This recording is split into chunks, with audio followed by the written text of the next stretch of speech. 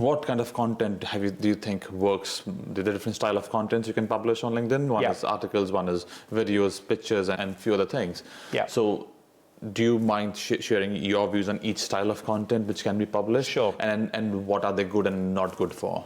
Yeah.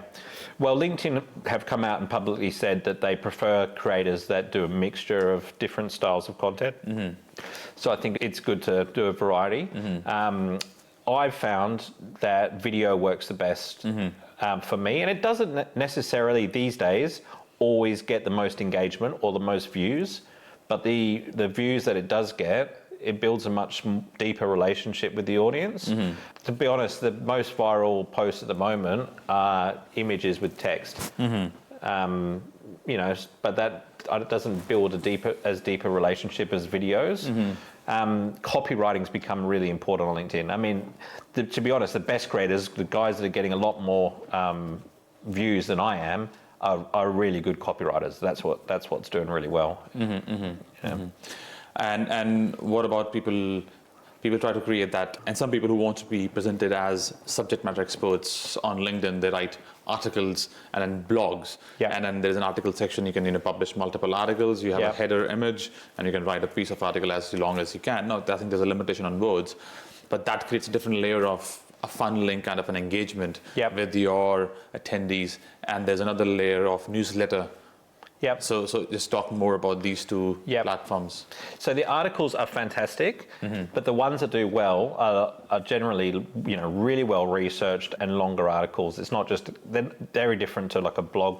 Well, you can get those sort of blog posts as well, but it's a lot of people don't put the effort in that you need to make them do really well. So from my perspective, they are fantastic, but they take a long time to create a good one. You can't just plug it into ChatGPT and expect it to do well.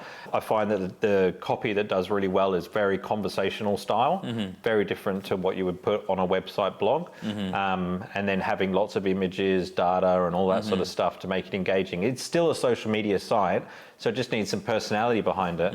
You notice a lot of my blog post or article posts on LinkedIn are quite entertaining. A lot of the images are quite funny, and there's value there, but it's still social media style content. And so there's another tool which LinkedIn provides us to send newsletter and then get people to subscribe on a newsletter. It's either you are doing MailChimp or sending out emails for people to subscribe through your website, but LinkedIn has created a platform within its own ecosystem for you to have the opportunity to write newsletters, and then people subscribe and they can, it'll be shown in the feed. So when does that model work, and for what kind of creators and what kind of professionals it will work for? Yeah, it works. It's like it was something that was really hot when it first came out. It's a bit more saturated now, so I think it's just a matter of how good the content is, really.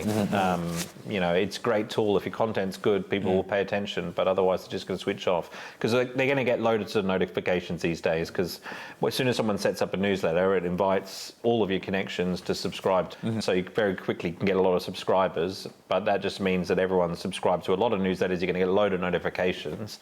Whether or not they're paying attention to them depends on how good the content is.